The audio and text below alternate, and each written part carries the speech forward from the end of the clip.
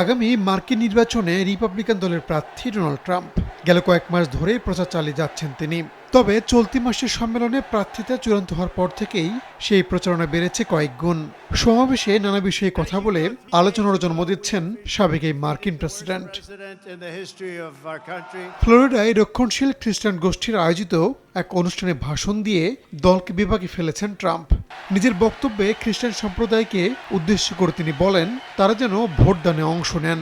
এবার তাকে ভোট দিলে আগামীতে আর ভোটই দিতে হবে না বলেও মন্তব্য করেন Trump. Get out and vote.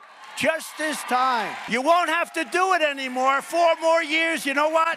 It'll be fixed. It'll be fine. You won't have to vote anymore, my beautiful Christians. I love you, Christians. I'm a Christian.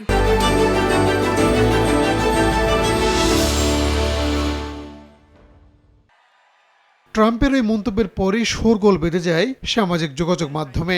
যুক্তরাষ্ট্র খ্রিস্টান সংখ্যাগরিষ্ঠ হলেও হঠাৎ কী কারণে ট্রাম্প এই মন্তব্য করেছেন সে বিষয়টি এখনও স্পষ্ট নয়, ব্যাখ্যা নেই দলের কাছেও। এর আগে একবার ট্রাম্প দাবি করেছিলেন যদি তিনি ক্ষমতায় ফেরেন তাহলে একদিনের জন্য তাকে একনায়কের ভূমিকায় দেখা যাবে, এমনকি মেক্সিকোর সঙ্গে দক্ষিণের সীমান্ত তিনি বন্ধ করে দেবেন। ভোট নিয়ে এমন মন্তব্যের পর বিষয়টি আবারও আলোচনায় এসেছে।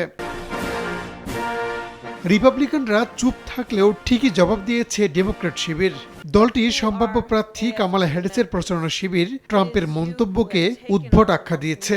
এমনকি মাত্র 6 দিনে কামালার প্রচারণা শিবিরে $200 মিলিয়ন মার্কিন ডলার জমা হয়েছে বলেও দাবি করা হয়।